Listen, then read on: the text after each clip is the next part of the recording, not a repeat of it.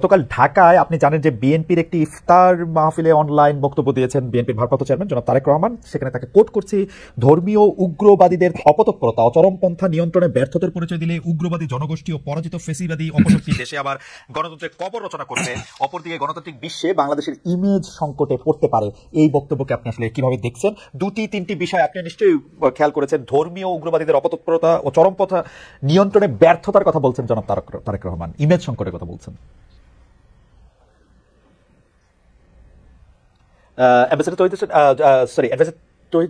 আমাদেরকে শুনতে পাচ্ছেন না? এই মুহূর্তে শুনতে পাচ্ছি, মাঝে একটুখানি শোনা যাচ্ছে। আচ্ছা, আমি আবার বলি, সেটি হচ্ছে যে বিএনপির একটা ইফতার মাহফিলে, ওটা শুনেছেন, এটা আপনি কিভাবে দেখছেন? আপনি মন্তব্য দিতে চাচ্ছেন? জি, ওকে। দেখুন, যে বিষয়গুলি তারেক রহমান সাহেব বলেছেন, এটা তো উদ্বেগ প্রকাশ করা যায়। মনে হয় না, আমরা শুনতে পাচ্ছি, একদম স্পষ্ট শুনতে পাচ্ছি। আচ্ছা, ওকে ওকে। তিনি যে উদ্বেগ প্রকাশ করেছেন, এটা তাত্ত্বিক ভিত্তিতে যদি আমরা দেখি, এটা অবশ্যই একটা উদ্বেগের বিষয় হতেই পারে, তাতে কোনো সমস্যা নেই। উনি তো বলেননি যে এটা হয়েছে, তা কিন্তু বলেন যদি হয় তাহলে সমস্যা হবে বলেছেন। এটা তো আমরা মোটামুটি সবাই স্বীকার করি যে আমাদের দেশে, দেখুন, আমাদের দেশের মানুষ কিন্তু ধার্মিক, প্রধানত ধার্মিক, কিন্তু উগ্রবাদী কিন্তু না। তবে পৃথিবীর যে কোনোখানের মতোই একটা উগ্রবাদী ফ্রিঞ্জ থাকি সবখানে। তবে আমি মনে করি না যে আমাদের দেশে তাদের এখানে এই উগ্রবাদিতা খুব বড় আকারে দেখা দেওয়ার কোনো সুযোগ আছে। আমি দৃঢ়ভাবে বিশ্বাস করি যে আমাদের যে মডারেট একটা যে ধর্মীয় অনুভূতি মানুষের, এটাই প্রিভেইল করবে। হয়তো একটা ফ্রেঞ্জ থাকবে, কিন্তু সেটা আমার মনে হয় নিয়ন্ত্রণে থাকবে, এবং এই সরকার নিজেও এ ব্যাপারে ওয়াকিবহাল এবং বদ্ধপরিকর যে আমাদের এখানে সাম্প্রদায়িক সম্প্রীতি বজায় রাখতে হবে এবং মানুষ যেন তাদের ধর্মকর্ম স্বাভাবিকভাবে পালন করতে পারে, এটাতে কোনো বাধার সৃষ্টি হবে না। আমরা যদি এটা শুধু একটু মিলিয়ে একটা বাস্তবতা দেখি যে মানে এইগুলো আমার কোনো মন্তব্য না, আমি বাস্তবতাটা যদি এরকম দেখি যে হিজবুত তাহরিরের মতো গোষ্ঠীগুলি বাংলাদেশের প্রকাশ্যে খিলাফত প্রতিষ্ঠার দাবিতে মিছিল মিটিং করছে, যদিও পুলিশ তাদেরকে আসলে সেখানে সেটি করতে দেয়নি কোনো ক্ষেত্রে। অন্যদিকে আমরা যদি দেখি বেশ কয়েকজন জঙ্গিবাদে অভিযুক্ত ব্যক্তি জামিনে মুক্তি পেয়েছেন। আবার যদি আমরা দেখি যে একটি কবিতা বা গল্প লেখার জন্য প্রকাশ্যে কতল করার সিদ্ধান্ত যারা বলছেন তাদের কোনো বিরুদ্ধে কোনো ব্যবস্থা নেওয়া হচ্ছে না। এগুলিকে যদি আমরা মানে এগুলিকে যদি আমরা সন্ত্রাসবাদ বলি, সম্পৃক্ততার সাথে মিলানো ঘটনা বলি, এবং তারেক রহমান সাহেব যে ধর্মীয় উগ্রবাদের অপতৎপরতা চরম মানে পন্থা নিয়ন্ত্রণে ব্যর্থতার প্রসঙ্গটা আনতেছেন, সেটা আপনাদের কাছে এটা বাস্তব মনে হয় কিনা যে এটা আসলে একটু ভয় পাওয়ারই কারণ আছে? কেউ কেউ এটা বলছে যে বাংলাদেশে কোনো একটা ভাবে ধর্মকে আশ্রয় করে চরমপন্থার পুনরুত্থান ঘটছে, এইটা আপনি কিভাবে দেখেন? দেখুন, এই যে আপনি হিজবুত তাহরিরের কথা বলছেন অথবা কোনো মিছিল মিটিং এর কথা বলছেন, এটা কিন্তু এখন হচ্ছে এমন কিন্তু কোনো কথা নয়, এটা কিন্তু হয়েছে আগেও, তখন এই প্রসঙ্গ কিন্তু ওঠেনি। আর যেটা আবার আমি ইনসিস্ট করছি, যেটা আমি তো উত্তরে একবার দিয়েছি, যে উনি তো বলেননি যে এই ঘটনা এই মুহূর্তে আছে, উনি বলেছেন যে যদি এটা ঘটে তাহলে একটি মানে অবশ্যই উদ্বেগের প্রশ্ন আছে। আমি ব্যক্তিগতভাবে মনে করি না যে এটা সাংঘাতিকভাবে কোনো কিছু ঘটছে এখানে।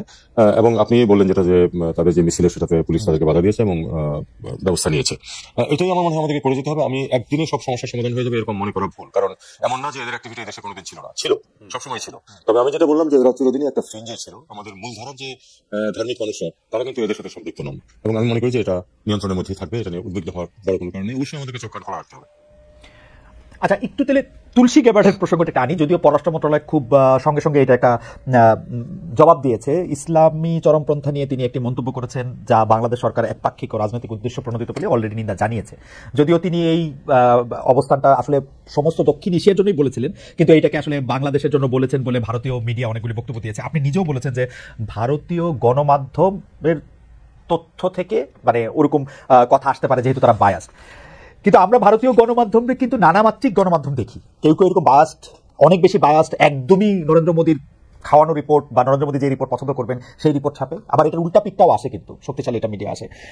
আপনার কাছে কি মনে হয় যে তুলসী গ্যাবার্ড খালি তথ্য সংগ্রহ করতেছেন ভারতীয় মিডিয়া থেকে, বা ভারতীয় মিডিয়ার যে অংশটুকু এই প্রপাগান্ডা ছড়াচ্ছে সেই অংশটুকু থেকে? তাইলে ওরা আন্তর্জাতিক মিডিয়া যেটা বিবিসি, আল জাজিরা, সিএনএন বা বাংলাদেশি মিডিয়া থেকে তারা তথ্য সংগ্রহ করছে না কেন? এটাকে আমি এইভাবে দেখি, আসলে তুলসী গ্যাবার্ড যেটা বলেছেন এটা কিন্তু একটা লিডিং প্রশ্নের উত্তরেই উনি বলেছিলেন, কিন্তু যেহেতু কথাটা আমাদের অবস্থানের বিরুদ্ধে খুব শক্তভাবে গেছে, কাজে আমরা এটার বিরোধিতা করেছি, আমরা এটার প্রতিবাদ জানিয়েছি। কিন্তু তার মানে এই না কিন্তু যে মার্কিন যুক্তরাষ্ট্রের সাথে আমাদের মানে অবস্থানের তেমন কোনো এটা বিরাট কোনো পরিবর্তন ইন্ডিকেট করে, তা কিন্তু একেবারেই না। আপনারা খেয়াল করে দেখবেন যে এরপর যে ডিপার্টমেন্ট অফ স্টেট থেকে যে ছোট্ট একটি স্টেটমেন্ট এসেছে, সেটা কিন্তু আবার একজন খুব লিডিং প্রশ্ন, যিনি আসলে বাংলাদেশকে ডেনিগ্রেট করার জন্যই প্রশ্নটা করেছিলেন, স্পোক্সপারসন যিনি এটার উত্তর দিয়েছেন তিনি কিন্তু খুব চমৎকারভাবে এটাকে উত্তর দিয়েছেন। তারা বলেছেন, জেনেরিক একটা উত্তর দিয়েছেন যে যে কোনোখানে মাইনরিটির উপর অত্যাচার হলে সেটাকে আমরা কন্ডেম করি, ফাইন, ওকে। এবং তিনি পাশাপাশি প্রশংসা করেছেন যে বাংলাদেশ যে অ্যাপ্রিসিয়েট করেছেন বাংলাদেশ যে এটার বিরুদ্ধে ব্যবস্থা নিচ্ছে এবং সেটা নিতে থাকবে। কাজে আমি মনে করি যে মার্কিন যুক্তরাষ্ট্রের সত্যিকার অর্থে বাংলাদেশের বর্তমান সরকার যে পদক্ষেপ নিচ্ছে এসব বিষয়ে তার ব্যাপারে কোনো রিজার্ভেশন নেই বলে আমি ধরে নেব, কারণ মার্কিন সরকারের প্রতিনিধিত্বমূলক প্রতিষ্ঠানটা হচ্ছে ডিপার্টমেন্ট অফ স্টেট, তাদের যে স্টেটমেন্ট। কাজে সেটাতে আমি মনে করি যে এটা এক ধরনের, যদিও তুলসী গ্যাবার্ডের বক্তব্যে এক ধরনের একটা উদ্বেগ সৃষ্টি হয়েছিল, আমি মনে করি যে এটা আসলে কেটে গেছে। এই জিনিসটাকে আমরা এখন সেটেল হয়ে গেছে বলেই ধরে নেব। এমনিতে আন্তর্জাতিক মিত্রদের মানে শব্দটা একটু কূটনীতিক, এদেরকে আশ্বস্ত করার জন্য সরকার কি কোনো বাড়তি উদ্যোগ নিচ্ছে, নাকি মানে সরকার যেভাবে চালিয়ে যাচ্ছে সেভাবেই চালিয়ে যাবে? আপনার কি মনে হয়, যদি আমি সন্ত্রাসবাদ বা যারা মাইনরিটি আছে, নানাভাবে মাইনরিটি, তাদের সুরক্ষা দেওয়ার জন্য? এ ব্যাপারে আমাদের খুব স্পষ্ট অবস্থান, সেটা হলো যে যারাই মনে করছেন যে এখানে কোনো সমস্যা আছে তারা আসুন দেখুন এবং আপনাদের অভিমত ব্যক্ত করুন। তারপরে আপনারা দেখুন, যা দেখেন সেটাই আপনারা বলুন।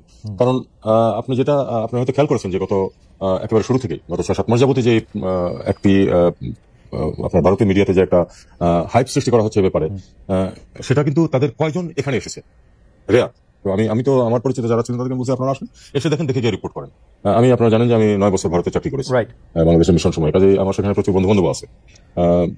তো আমি তাদেরকে বলেছি, তোমরা আসো, দেখো, তারপরে গিয়ে রিপোর্ট করো। ভারতীয় মিডিয়া আমি একটু দুঃখ প্রকাশ এখানে করতে চাই, সেটা হলো যে আসলে ভারতীয় মিডিয়ার আমি যা দেখে এসেছিলাম ধরুন আজকে থেকে 20-30 বছর আগে, সে তুলনায় ভারতীয় মিডিয়ার অনেকখানি অবনমন ঘটেছে বলে আমার বিশ্বাস। আমি খুবই দুঃখ পাই এটাতে, কারণ আসলে ভারতীয় মিডিয়া খুব একটি উচ্চমানের মিডিয়া ছিল, কিন্তু এখন আপনারাও জানেন যে আসলে তারা অনেকটাই একপেশে হয়ে গেছে। আমি একটু গণযোগাযোগের ছাত্র হিসেবে আমি একটু সাফাই গাইতে চাই যে ভারতীয় মিডিয়া বলতে আমরা যাদেরকে আসলে বেশি দেখতেছি, রিপাবলিকান টিভি, আজতক বা আনন্দবাজার গ্রুপের বাইরেও আসলে ভারতীয় মিডিয়া রয়েছে এবং তাদের অনেকেই কিন্তু ভালো রিপোর্ট করছে। আনফরচুনেটলি তাদের ব্যাপারটা বা তাদের রিপোর্টগুলি আমাদের চোখের সামনে কম আসতেছে। আমরা প্রপাগান্ডা জাতীয় রিপোর্টই আসলে আমরা এখান থেকে ভোক্তা হিসেবে বেশি দেখতেছি। কারণ আমি নিজে দেখি যে ভারতীয় সাংবাদিকদের মধ্যে অনেকেই শেখ হাসিনার অনেক বড় সমালোচনা করছেন। অনেক ভারতীয় সাংবাদিক, ভারতীয় গণমাধ্যম কেন শেখ হাসিনাকে ভারতে আশ্রয় দেওয়া হলো সেটি নিয়ে প্রশ্ন তুলেছেন, একবার দুবার না, বড় বড় প্রশ্ন তুলেছেন। কিন্তু আমাদের সামনে আসলে কেন জানি মানে রিপাবলিকান টিভি, আজতক ওরাই বেশি উদাহরণ হয়ে থাকতেছে। মানে আমি দেখুন, আসলে হয় কি, মানে তাদের সেন ভয়েস যেটা আছে that has been drowned out by the hullabaloo. এটা কিন্তু একটা অত্যন্ত খারাপ লক্ষণ। এটা শুধু খারাপ লক্ষণ শুধু যে আমাদের জন্য তা না, এটা ভারতের জন্য আমি মনে করি না খুব ভালো কোনো কিছু। কিছুদিন আগে আপনারা দেখেছেন হয়তো যে সুহাসিনী হায়দারের সাথে আমি একটা ইন্টারভিউ দিয়েছি, এখানে তো কোনো সমস্যা হয়নি, কিন্তু সেটা কতটুকু প্রচার পায় আর দেখুন এই যে নেগেটিভ প্রচারণা কতটুকু প্রচার পায়, সেটা হলো একটা দেখার বিষয়। আমারও মনে হয় আমাদের দর্শকদেরও আসলে যারা এরকম নেগেটিভ প্রপাগান্ডা করে তাদের এত বেশি দেখবে কিনা এটা নিয়ে আসলে এটাও একটু আসলে ভেবে দেখার দরকার আছে মনে হয়। যে মানে আমি কেন দেখবো একটা জিনিস কি, আপনি তো মিডিয়ার মানুষ, একটা জিনিস হলো যে গুড নিউজ সাধারণত নিউজ হয় না, ব্যাড নিউজকে নিউজ করা হয় সবসময়। গুড নিউজ যদি 10টা থাকে সেটা যা গুরুত্ব পায়, একটা খারাপ খবর কিন্তু তার থেকে অনেক বেশি গুরুত্ব পায়, এবং এটাকে কিন্তু আপনি মাল্টিপ্লাই করেন, এটাকে প্রচার করতেই থাকে। সেটা তো অনেক আগে থেকে, দ্বিতীয় বিশ্বযুদ্ধের সময় থেকে এই ফিলোসফি চলে আসছে, সেটা মনে হয় পড়ে যাচ্ছে না। কিন্তু আমি আপনার কথা একদম, কিন্তু ঘটনা হচ্ছে যে খবর হচ্ছে এমন একটা জিনিস, খবর যদি মিথ্যা খবর, ফরমালিন, কার্বাইড, এগুলি কিছু দিয়ে বাঁচানো যায় না। মিথ্যা খবরটা আসলে প্রকাশিত হয়ে পড়ে। তো যারা মিথ্যা খবর দেয় বা প্রপাগান্ডা করে তাদের প্রতি তো আর আমাদের এরকম আস্থা থাকা উচিত মানে কথা না। আমি মনে করি যে আপনি একটা খারাপ খবর আরো 10 ভাবে দিলেন, সেটা ঠিক আছে, কিন্তু যারা একটা প্রপাগান্ডা করছে, প্রচার করতেছে, মিথ্যা কথা বলতেছে, তাদেরটাও কেন আমাদের শোনা দরকার? হাইবার আমরা পরবর্তী প্রসঙ্গে যাই, যে মানে সাংবাদিকতা নিয়ে আসলে কথা বলাই যায়। সেটা হচ্ছে যে দর্শকদের মধ্যে অনেকে আপনাকে অনুরোধ করেছেন আপনি আসবেন বলে, এটা আমাদের বলা দায়িত্ব হয়ে গেছে যে ইতালির ভিসা পাওয়া যাচ্ছে না, 60,000 মানুষ গত 2 বছর ধরে ঝুলে আছে, এরকম একটা কথা তারা বলতেছেন। এইটা ব্যাপারে আপনার জানা আছে কিনা, মানে এখানে প্রবলেমটা কোথায় হয়েছে, তারা আপনাকে অনুরোধ করেছেন এই ব্যাপারে একটু আলোচনা করতে? আমি এখানে খুব ফ্র্যাঙ্কলি কিছু কথা বলতে চাই। এই ব্যাপারটা নিয়ে আমি শুধু যে জানা আছে তাই না, আমি এটাতে প্রত্যক্ষভাবে জড়িত, চেষ্টা করছি এই জটটা ছড়াতে। এবং ইতালিয়ানরা প্রথমে একটু বেশ এগিয়েছিল যে 3-4 মাসের মধ্যে শুরু হয়ে পরবর্তী 6 মাসের মধ্যে সমাধান হয়ে যাবে, কিন্তু পরে ইতালির অভ্যন্তরীণ একটা আইন বা নিয়ম পরিবর্তন হয়েছে, যে কারণে আমাদেরকে অনেক দেরিতে পড়ে যেতে হচ্ছে।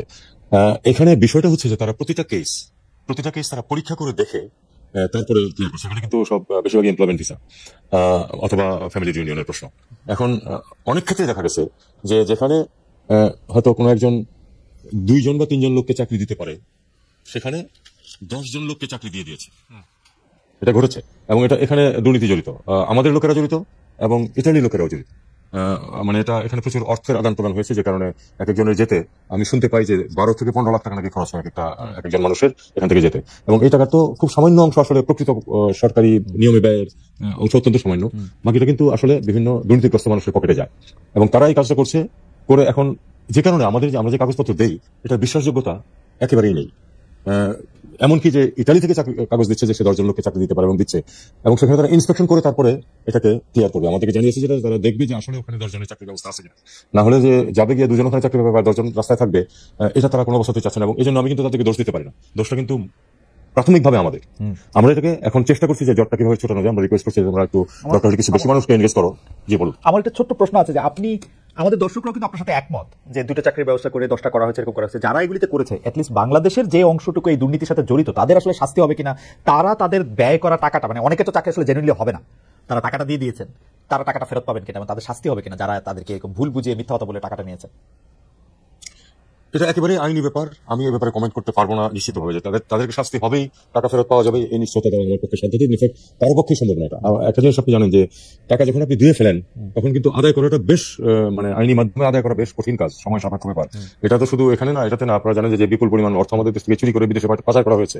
আমরা তো চেষ্টা করছি সেটা উদ্ধারে, কিন্তু কতখানি উদ্ধার করা যাবে, কারণ টাকা যখন একবার এখানে চলে যায় সেটাকে উদ্ধার করে আনা খুব কঠিন। একই কথা ক্ষুদ্র আকারে এখানেও খাটে। একজন নিয়েছে টাকা এবং দেখা গেল যে একজন তো না, আসলে কয়েকটা স্টেজ থাকে, কয়েকজন জড়িত, তাকে অ্যাকিউজ করা হবে, এটাও অনেক সময় নির্দিষ্ট করা কঠিন হয়ে যায়। পাশাপাশি let us accept the reality যে আমাদের এখানে দুর্নীতি আছে, দুর্নীতির মাধ্যমে অনেকে পার পেয়ে যায়। বাংলাদেশের বিভিন্ন দূতাবাসে কর্মরত ছিলেন কিন্তু সরকার পরিবর্তন মানতে পারেননি, আপনাদের বিরুদ্ধে এক ধরনের বিদ্রোহ ঘোষণা করেছেন, এমন কূটনীতিকের সংখ্যা আসলে কত? মাননীয় পররাষ্ট্র উপদেষ্টা তাদের প্রচার প্রচারণা বিদেশে বাংলাদেশ বিষয়ে কি বার্তা দিচ্ছে, তাদের বিরুদ্ধে কি ব্যবস্থা নিচ্ছেন বা ব্যবস্থা নিচ্ছেন কিনা? সম্প্রতি মরক্কোর বিদায় রাষ্ট্রদূত আপনাদের সরকারের সমালোচনা করে ফেসবুকে পোস্ট দিয়েছেন। তিনি বলেছেন যে শুধু একটি বই লেখার জন্য, তাও অনেকদিন আগে, তার চাকরি চলে গেছে এবং ইউনূস সরকার দেশে বিদেশে ষড়যন্ত্রের মাধ্যমে ক্ষমতায় এসেছেন, টিকে থাকছেন। আসলে আপনি যে এরকম কতজন যদি বলেন তাহলে উনি একমাত্র এই কাজ করেছেন। আমি আশা করি যে প্রফেশনাল কোন ডিপ্লোম্যাট এরপরে এই কাজ করবে না আর কেউ। তারপরে আমাদেরকে অবশ্যই চোখ কান খোলা রাখতে হবে। উনি যে করেছেন এটা আপনাকে আমি এটুকু বলতে পারি যে উনি চলে যাওয়ার 3 সপ্তাহ আগেও একজন উপদেষ্টার কাছে তদবির করেছেন তাকে যেন অন্য কোথাও পোস্টিং দেওয়া হয়। সবচেয়ে বড় কথা, তাকে কিন্তু চাকরিচ্যুত করা হয়নি। তাকে চাকরিচ্যুত করার পরে যে উনি এটা করেছেন তা না, অথবা যে উনি যে রিজাইন করেছেন তাও না। বিষয়টা হচ্ছে যে উনি কিন্তু স্বাভাবিকভাবে তাকে ঢাকায় বদলি করা হয়েছে। সরকার যে কাউকে যে কোনো সময় বদলি করতে পারে, তাকে ঢাকায় বদলি করা হয়েছে। উনি দায়িত্ব ত্যাগ করেছেন নিয়ম অনুযায়ী, টিএ দিয়ে নিয়েছেন, এবং তারপরে উনি ঢাকায় না এসে কানাডাতে গিয়ে কথাগুলি বলছেন। এটা স্পষ্ট কারণ হচ্ছে যে উনি আসলে কানাডাতে আশ্রয় নিতে চান। এবং এখানে একটু ছোট্ট তথ্য আমি অ্যাড করে রাখি, ওনার স্ত্রী এবং এক সন্তান আজকে থেকে 2 বছর আগে সবুজ পাসপোর্ট নিয়ে কানাডায় অবস্থান করছেন, তার সাথে না। তার মানে আসলে তার পরিবার ওখানে রিলোকেট করার ব্যবস্থা উনি 2 বছর আগে থেকেই করছেন। তারই পরম্পরায় আমি মনে করি যে এখন যাতে সহজে উনি আশ্রয় পেতে পারেন, এই জন্য উনি দেশের বিরুদ্ধে এরকম জঘন্য মিথ্যাচার করেছেন। এরকম সংখ্যায় মানে আপনাদের মানে ওনাকে আপনি একমাত্র বলছেন। আমি আমি আমি পরবর্তী প্রসঙ্গের মধ্যে যাই যে আপনি জানেন যে গত মাসে ডোনাল্ড ট্রাম্প একটা $29 মিলিয়ন একটা কথা বলেছিলেন। আপনি খুবই কূটনৈতিক ভাষায় শব্দ চয়ন করে তাকে ঠিক মিথ্যাবাদী না বলে আপনি বলেছিলেন যে কথার সত্যতা আপনি পান নাই। তো এইটার ব্যাপারে কি কোনো ডেভেলপমেন্ট আছে? মানে এই $29 মিলিয়ন কথা কি তিনি হঠাৎ করেই বললেন, এমনি বললেন? মানে এটা কেনই বা বলতে যাবেন? বাংলাদেশ তো আসলে ডোনাল্ড ট্রাম্পের জায়গা থেকে দেখলে 186 বা 210টা দেশের একটা, মানে এই দেশ সম্পর্কে আবার একটা $29 মিলিয়ন, এটা উনি কেন বলতে যাবেন? মানে এর পিছনে কি কারণ? দেখুন, প্রেসিডেন্ট ডোনাল্ড ট্রাম্প কেন কোন কথা বলেছেন এটা বিচার করার যোগ্যতা আমার নেই। আমি আসলে অনেক সময় বুঝিও না উনি নিশ্চয়ই কোনো কারণে সেটা বলেছেন। তবে আমি আমাদের এখানে যারা এটা নিয়ে নাড়াচাড়া করেন তারা দেখেছেন যে আমার তো কোনো মেকানিজম নাই এটা চেক করার মতো। তারা দেখেছেন যে আসলে এরকম কোনো কিছু ঘটনা ঘটেনি যে 2 জন ব্যক্তিকে এই টাকা দিয়ে দেওয়া হয়েছে ইত্যাদি ইত্যাদি। আমরা সেই অনুযায়ী যে আমরা যেটুকু দেখতে পেয়েছি সেটুকুই কিন্তু আমার বক্তব্যের মধ্যে, আমাদের মিনিস্ট্রির বক্তব্যের মধ্যে আছে, এর চেয়ে বেশি কিছু না। এমনি মার্কিন পররাষ্ট্র যে দপ্তর আছে এখানে, সরি মানে যে কনসুলেট আছে, যে এমবাসি আছে, তাদের কাছ থেকে এই ব্যাপারে বাড়তি কোনো কিছু জানানো হয়েছে? ইন দ্য মিন টাইম না, এরকম কিছু জানানো হয়নি। 2025 সালের মধ্যে নির্বাচন করা বা এটা ডক্টর ইউনূস ইদানিং মনে হয় বেশি করে ডিসেম্বর মাসটাই স্পেসিফিকলি বলছেন, এর আগে বড়জোর জুন মাস পর্যন্ত আমরা শুনেছিলাম। এর জন্য কি আন্তর্জাতিক চাপ রয়েছে আপনাদের উপর? আন্তর্জাতিক বিশেষ করে যুক্তরাষ্ট্র, ইউরোপীয় ইউনিয়ন কি নতুন প্রশ্নের গণতান্ত্রিক বৈধতা নিয়ে প্রশ্ন তুলতে পারে? মানে সরকার এমন চাপের মুখে পড়লে তারা মানে আপনারা যদি ইলেকশনটা না করতে পারেন, মানে আসলে কেউ কেউ বলছেন যে আপনারা কিছু সংস্কার করবেন, সংস্কারটা শেষ করে তারপর ইলেকশনে যাবেন, কেউ কেউ বলছেন না 2025-এর মধ্যে ইলেকশন হবে, আপনি কি 2025-এর মধ্যে ইলেকশনটা হবে এরকম দেখতে পান, এবং এর জন্য কোনো আন্তর্জাতিক চাপ আপনাদের রয়েছে কিনা? অন্তত আমি যেটুকু জানি, আমার উপরে কোনো আন্তর্জাতিক চাপ, আমার মাধ্যমে বা আমার উপরে কোনো আন্তর্জাতিক চাপ কখনো আসেনি। আমি দেখেছি যে আমাদের বন্ধু রাষ্ট্র যারা আছে তারা সবাই কিন্তু এই সরকারের যে কর্মসূচি ইনক্লুডিং রিফর্মের প্রতিও কিন্তু তারা বেশিরভাগই কিন্তু স্পষ্টভাবেই বলেছেন যে হ্যাঁ, রিফর্মের ব্যাপারে আমরা সমর্থন করি সরকারকে, এরকমই কিন্তু বলেছেন বেশিরভাগ। কাজেই আমি মনে করি যে আন্তর্জাতিক চাপ আছে। বিষয়টা হচ্ছে আমাদের অভ্যন্তরীণ, এবং আমাদেরকে অভ্যন্তরীণ বাস্তবতার ভিত্তিতে কিন্তু সিদ্ধান্ত নিতে হবে, যেটা প্রফেসর ইউনূস অবশ্যই নেবেন সেই সিদ্ধান্ত। আমি আমার নিজের অবস্থান থেকে আমি আসলে বলতে পারবো না যে কবে নির্বাচন হবে, কারণ এটার জন্য আরো অনেকে জড়িত আছেন এর মধ্যে, এবং চূড়ান্ত সিদ্ধান্ত তো অবশ্যই প্রফেসর ইউনূস নেবেন। আর সেই সাথে আরেকটা জিনিস আমাদেরকে বুঝতে হবে যে আসলে তো সংস্কার কতটুকু হবে না হবে সে নিয়ে বেশ কিছু কমিশন ছিল, তারা তাদের মতামত দিয়েছেন, তাদের রিকমেন্ডেশন দিয়েছেন, সেটা নিয়ে এখন নেগোসিয়েশন চলছে রাজনৈতিক দলগুলোর সাথে। তো আমি মনে করি যে এই নেগোসিয়েশনে দেশের জন্য যেটা ভালো সেটাই বের হয়ে আসবে। এবং মূল জিনিসটা হচ্ছে যে এই সরকারের আলটিমেট লক্ষ্য তো হচ্ছে একটি নির্বাচন অনুষ্ঠান করে নির্বাচিত ব্যক্তিদের হাতে ক্ষমতা হস্তান্তর করে যাওয়া। এটাই তো আমাদের আলটিমেট উদ্দেশ্য, যে অন্তর্বর্তী সরকার হিসেবে তাই দাঁড়ায়, এবং আমরা সেটা করতেই বদ্ধপরিকর। এখন প্রশ্নটা হচ্ছে সময় কতটুকু লাগবে, আগে কতটুকু রিফর্ম হবে, পরে কতটুকু হবে ইত্যাদি। এটা নিয়ে আমি মনে করি যে বাংলাদেশের মানুষ সাধারণত এসব বিষয়ে ভুল করে না। আমি দৃঢ়ভাবে বিশ্বাস করি যে আলাপ আলোচনার মাধ্যমে এটা একটা সুন্দর পথ বেরিয়ে আসবে, এবং আমরা একটা ভালো নির্বাচন করে তাদের কাছে ক্ষমতা হস্তান্তর করে চলে যেতে পারবো। আমি গতকাল একটা রেকর্ডেড অনুষ্ঠান দেখছিলাম, আপনি জানেন যে তৃতীয় মাত্রা স্বনামধন্য উপস্থাপক জনাব জিল্লুর রহমান ভাই এটা বলতেছিলেন যে খুব মানে এটা তার পার্সোনাল অনুষ্ঠান, সেই জন্য পার্সোনাল ওপিনিয়নই উনি দিচ্ছিলেন, কিন্তু খুব মানে বলে না, খুব জোর দিয়ে বলছিলেন যে এই সরকার আসলে আরো 3-4 বছর ক্ষমতায় থাকতে চায়। কেন এই সরকার 3-4 বছর ক্ষমতায় থাকতে চান সেটা তার ব্যাখ্যা জায়গায় আমি না গেলাম, যে উনি এটা বলছেন যে 3-4 বছর তাদের আসলে কিছু জিনিস দরকার, তাদের ক্ষমতা থাকতে হবে। আপনারও কিরকম মনে হয় যে ক্যাবিনেট মেম্বার, আপনারা কি আসলে আরো 3 বছর থাকলে দেশের বা আপনাদের ভালো হবে এরকম মনে করেন? এটা খুব থিওরিটিক্যাল প্রশ্ন হয়ে গেল। জিল্লুর রহমান কেন এটা বলেছে সেটা উনি বলতে পারবেন, আমি বলতে পারবো না। প্রশ্নটা খুব থিওরিটিক্যাল হয়ে গেল। আমি এরকম থিওরিটিক্যাল প্রশ্নে যেতে চাই না। আসলে আমার কথা হচ্ছে যে আলাপ আলোচনার মাধ্যমে বেরিয়ে আসবে যে কত তাড়াতাড়ি নির্বাচন করা সম্ভব, এবং সেটাই আমাদের এই সরকারের লক্ষ্য বলে আমি মনে করি। একটু রোহিঙ্গা প্রসঙ্গে আসি, যে ভবিষ্যতে রোহিঙ্গাদের ফেরত পাঠানো সম্ভব করতে বাংলাদেশ ও মিয়ানমারের মধ্যে জাতিসংঘের যেটা মানবিক করিডোর আর আরাকান আর্মির সঙ্গে সংলাপের বিষয়ে আপনি আমাদের কিছু বলবেন কিনা? আরসাব প্রধানকে যে গ্রেপ্তার করা হলো তার সঙ্গে এর একটা সম্পর্ক রয়েছে কিনা? দেখুন, আপনারা জানেন যে মিয়ানমার বা রাখাইন পরিস্থিতি কিন্তু অত্যন্ত জটিল আকার ধারণ করেছে এই কারণে যে আমরা অত্যন্ত ধৈর্যের সাথে, আমি মনে করি যে ধৈর্যটা একটু হয়তো বেশি হয়ে গেছে আমাদের, আমরা অত্যন্ত ধৈর্যের সাথে দীর্ঘদিন ধরে কিন্তু মিয়ানমারের মিলিটারি সরকারের সাথে এবং তার আগে আধা মিলিটারি সরকারের সাথে কিন্তু আমরা আলাপ আলোচনা চালিয়ে যাচ্ছিলাম এই লোকগুলিকে, এই অত্যন্ত হতভাগ্য মানুষগুলিকে যেন তাদের স্বাভাবিক জীবনযাত্রা ফিরিয়ে দেওয়া যায়, তাদের দেশে গিয়ে তারা তাদের জীবনযাত্রা নির্বাহ করতে পারেন। ফলাফল এ যাবৎ শূন্য। এর মধ্যে কিন্তু আপনার বাস্তব পরিস্থিতির বিরাট বিরাট পরিবর্তন হয়ে গেছে। সেটা হলো যে 3 বছর আগে তো ওখানে শুরু হয়েছে গৃহযুদ্ধ, এবং গৃহযুদ্ধের ফলে কিন্তু বিভিন্ন ধরনের পরিবর্তন হয়ে গেছে বাস্তবতা। বাস্তব পরিস্থিতি এখন ধরুন মোটামুটি রাখাইন রাজ্য, যেটার সাথে বাংলাদেশের সীমানা আছে, রাখাইন রাজ্যের সীমানা কিন্তু অরিজিনালি শুধু বাংলাদেশের সাথে আছে, ভারতের সাথে নেই, কিন্তু তারা আবার খানিকটা পালিত এবং চীন রাজ্যের খানিকটা দখল করে ভারতের সাথে একটা যোগাযোগ স্থাপন করে নিয়েছে আরাকান আর্মি।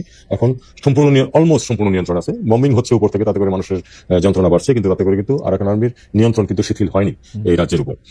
এখন বাস্তবতা হচ্ছে যে আরাকান আর্মি ডিসাইড করবে এখানে কি হবে না হবে। এমনকি যদি একসময় তো এই গৃহযুদ্ধ পরিস্থিতি শেষ হবে এবং তখন সেটেল ডাউন হবে, যখন করবে তখনও কিন্তু Arakan army will B a major power, major arbiter, যে এই রোহিঙ্গাদের নিয়ে এবং আরাকান রাজ্যে কি হবে না হবে। তারা কিন্তু যদি একটা হয়, তখন যদি একটা স্বায়ত্তশাসন হয়, তারা কিন্তু অনেক কিছু ডিসাইড করবে। কাজে তাদের সাথে আমাদেরকে আলটিমেটলি নেগোশিয়েট করতেই হবে। তবে যেহেতু তারা একটা নন স্টেট অ্যাক্টর, একটা রাষ্ট্র হিসেবে আমাদের পক্ষে, আর বিশেষ করে যেহেতু আমরা এখনো কেন্দ্রীয় সরকারকে তো স্বীকার করি, কাজে তাদের সাথে আমরা আলাদাভাবে অফিসিয়ালি কোনো যোগাযোগ করা আমাদের পক্ষে সম্ভব না। তবে আমি জানি যে সরকারের বাইরে বিভিন্ন ধরনের তৎপরতা হচ্ছে যে একটা ব্যবস্থা করা। এখানে একটি প্রশ্ন, যেমন বর্ডারে কিন্তু কিছু যোগাযোগ সবসময় আছে, কারণ বর্ডারে ম্যানেজমেন্ট করতে গিয়ে অনেক সময় তাদের সাথে কিছু যোগাযোগ আমাদের করতে হয়, সেটা আমরা নিম্ন পর্যায়ে করে থাকি। আর আরেকটা বিষয় যেটা আপনি বলছিলেন যে করিডোরের প্রশ্নে আমাদের যেটা অবস্থান সেটা হচ্ছে যে করিডোর দিয়ে যে মালামাল যাবে সেটার বিতরণটা কিভাবে হবে, এটা একটা খুব গুরুত্বপূর্ণ প্রশ্ন। এই জন্য যে আমরা এখনো দেখছি না যে আরাকান আর্মি রাখাইনদেরকে এবং রোহিঙ্গাদেরকে যারা ওখানে আছে তাদেরকে একইভাবে ট্রিট করছে, তারা করছে না। তাদের অ্যাট্রসিটিজ এগেইনস্ট দ্য রোহিঙ্গাস কিন্তু চলমান ছিল, এই মুহূর্তের ভিতরে ছিল, এবং যার ফলে কিন্তু অন্তত 80,000 রোহিঙ্গা কিন্তু এই তারা রাখাইনে দখল নেওয়ার পরেও বাংলাদেশে প্রবেশ করেছে।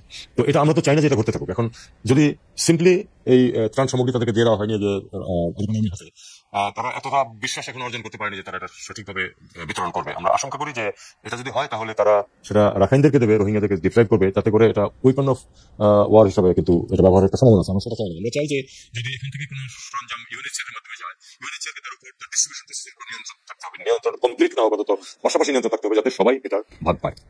আপনি আসলে মানে আমি প্রশ্ন করার আগেই আপনি মোটামুটিভাবে পুরোটা বিষয়ে আপনি ব্যাখ্যা করেছেন, কিন্তু আমার এটা খুবই কৌতূহল লেগেছে যে জাতিসংঘের মহাসচিব যখন এখানে আসলেন, সঙ্গে আপনিও ছিলেন, আমি তাকে ইংরেজি ভাষাতেই কোট করি, তিনি যখন এটা বলতেছেন যে the Arakan army is an entity with which I believe a necessary dialogue must take place. আমাদের সাথে বাংলাদেশের সাথে আরেকটা দেশের কূটনৈতিক সম্পর্ক রয়েছে এখনো, মানে কূটনৈতিক সম্পর্ক বলতে আমি যদি বলি ওই সরকারটাকে আমরা সরকার হিসেবে স্বীকৃতি দিচ্ছি, যেটা আপনি বলতেছেন, সেইখানে ওইখানকার বিদ্রোহী একটা গ্রুপের সাথে ডায়লগ হবে, সেটা জাতিসংঘের মহাসচিব বলছেন, আমাদের দেশে এসে আপনি সেখানে উপস্থিত আছেন, এইটার একটা মানে মানে এইটা আপনার একটা কূটনৈতিকভাবে এটার আপনার একটা জবাবদিহি করতে হবে না? মানে এমনিতেই ওরা আমাদের কথা শোনে না, তার মধ্যে মানে এটা একটু পুরোটা নিয়ে চলে যাওয়া না, মানে মানে অল ইন হইল না এটাতে? মানে আপনার কি মনে হয়? না, দেখুন আমরা কোনো জাম্প করবো না কোনো সিদ্ধান্তে, আমরা কোনো জাম্প করবো না। তবে এই বিষয়টা আমরা উপলব্ধি করি যে আলটিমেটলি আমাদেরকে অবশ্যই আরাকান আর্মিকেও হিসাবে নিতে হবে এবং তাদের সাথে নেগোসিয়েট করতে হবে। আমাদের কোন স্টেজে করবো সেটা আমাদের একটা সিদ্ধান্তের প্রশ্ন আছে। এটাকে বাস্তবতাকে স্বীকার করেছেন আমরা জানি যে সেক্রেটারি করেছেন, সেটা উনি করতেই পারেন, কারণ তো আসলে উনিও তো চান যে সমস্যাটার সমাধান হোক। সমস্যার সমাধান আসলে শুধু কেন্দ্রের সাথে নেগোসিয়েট করে ফাইনাল হবে না, এটা আমরা জানি, কারণ বাস্তবতা পরিবর্তন হয়ে গেছে। ওকে, আমার আসলে চীন নিয়ে একটা প্রশ্ন করতে হবে যে এইটার ক্ষেত্রে চীনের মানে মাননীয় প্রধান উপদেষ্টা চীন সফরে যাচ্ছেন, এটার সাথে আসলে চীনে এটা নিয়ে কথা হবে কিনা, এইটার বা চীনের সফরে এটার মধ্যে থেকে গুরুত্ব পাবে কিনা, কারণ আরাকান আর্মির সহায়তাটা মূলত চীন থেকে আসে, আবার মিয়ানমার সরকারের সঙ্গে চীনের একটা সম্পর্ক রয়েছে। এটা বিষয়ে কি আপনি কিছু বলবেন? কারণ চীন নিয়ে আমাদের আরো প্রশ্ন রয়েছে আর কি, এইটাতে কিছু বলবেন? না, এটা আমি বলবো এই কারণে যে আপনি বলেছেন যে দ্বিপক্ষের সাথে চীনের সম্পর্ক আছে, সমাধানটা যেটা চাই সেটাতে চীন বেশ গুরুত্বপূর্ণ ভূমিকা রাখতে পারে, কারণ চীনের সাথে যেহেতু দুই পক্ষেরই যোগাযোগ আছে এবং দুই পক্ষ অনেকাংশেই চীনের উপর নির্ভরশীল। আমরা অবশ্যই চীন আমাদের বন্ধু রাষ্ট্র, আমরা চাইবো যে তারা আমাদেরকে সহায়তা করুক। আমরা আশা করবো যে এই সমস্যার সমাধানে চূড়ান্ত বিচারে চীন একটি ইতিবাচক ভূমিকা রাখবে। একটি প্রশ্ন দর্শকরা অনেকবার করছেন, সেজন্য প্রশ্নটা করা, সেটা হচ্ছে যে পররাষ্ট্র সচিব, আপনার পররাষ্ট্র সচিব যিনি আছেন, বলা হচ্ছে যে তিনি আওয়ামী লীগের লোক বা অন্য কোনোভাবে, এই ব্যাপারটা আপনি আসলে শুনেছেন কিনা, দেখেছেন কিনা? পররাষ্ট্র সচিবের নিয়োগের ক্ষেত্রে আপনার কোনো পছন্দ ছিল কিনা, আছে কিনা?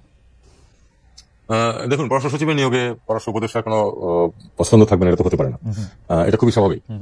পররাষ্ট্র সচিব অবশ্যই আমি আমার পছন্দের ব্যক্তি বলেই এবং আমি তাকে যোগ্য বলে মনে করি বলেই তিনি এই পদে আসীন হয়েছেন। আর একটা কথা আমি আপনাকে বলি, যে কেউ যে কোনো অবস্থানে ঢুকলেই, এখন তো যেহেতু সোশ্যাল মিডিয়া খুব অ্যাক্টিভ, মুহূর্তের মধ্যে তার বিরুদ্ধে বিভিন্ন ধরনের বিষোদ্গার চলতে থাকে, কিছু সত্য কিছু মিথ্যা, কিছু এর মাঝামাঝি। তো আমাদেরকে এটা এভাবেই দেখতে হবে। হয়তো অন্য কাউকে পররাষ্ট্র সচিব হিসাবে দেখতে কারো ইচ্ছা ছিল, তিনি সন্তুষ্ট হননি, তিনি এটা বলতেই পারেন। তবে আমি এটুকু বলি যে উনি তার দায়িত্ব সঠিকভাবে পালন করছেন এবং উনি আওয়ামী লীগের লোক কোট আনকোট, এরকম কোনো প্রমাণ আমার কাছে নেই। আমাদেরকে একটা জিনিস বুঝতে হবে যে গত 17 বছর একটি সিস্টেম, দেশে একটি খুবই অনেক যে একটা ব্যবস্থা ছিল সেখানে আত্মরক্ষার জন্য এবং স্বাভাবিকভাবে জীবন কাটিয়ে চাকরি করে রিটায়ার করার জন্য কিন্তু অনেককেই বা প্রায় সবাইকেই অন্ততপক্ষে নিজেকে বিরোধী নয় এটা প্রমাণ করতে হয়েছে।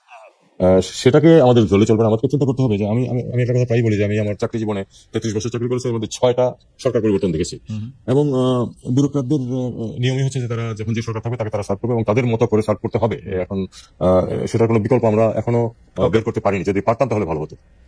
আমরা আপনি আসবেন সেজন্য দর্শকদের কাছে প্রশ্ন করেছিলাম যে দেশে বিদেশে কিছু গোষ্ঠী বাংলাদেশ নিয়ে মিথ্যা ও অপতথ্য ছড়াচ্ছে, এমন মন্তব্য করেছেন পররাষ্ট্র উপদেষ্টা তৌহিদ হোসেন। প্রিয় দর্শক, এই বক্তব্য সঠিক বলে মনে করেন কিনা? শতকরা 80% দর্শক মনে করছেন আপনার এই বক্তব্য সঠিক, শতকরা 20% মনে করছেন এটি সঠিক নয়। 57,000 দর্শক আমরা যখন এটি মানে দেখছি তখন তার কিছুক্ষণ আগে আসলে 57,000 দর্শক এখানে ভোট দিয়েছেন। আমরা আবার একটু রোহিঙ্গা প্রসঙ্গে ফিরে আসি মাননীয় উপদেষ্টা। সেটি হচ্ছে যে সম্প্রতি একটি খবর খুব আলোচিত, আপনারা নিশ্চয়ই দেখেছেন যে সৌদি আরবে থাকা 69,000 রোহিঙ্গার বাংলাদেশি পাসপোর্ট নবায়ন করা হচ্ছে।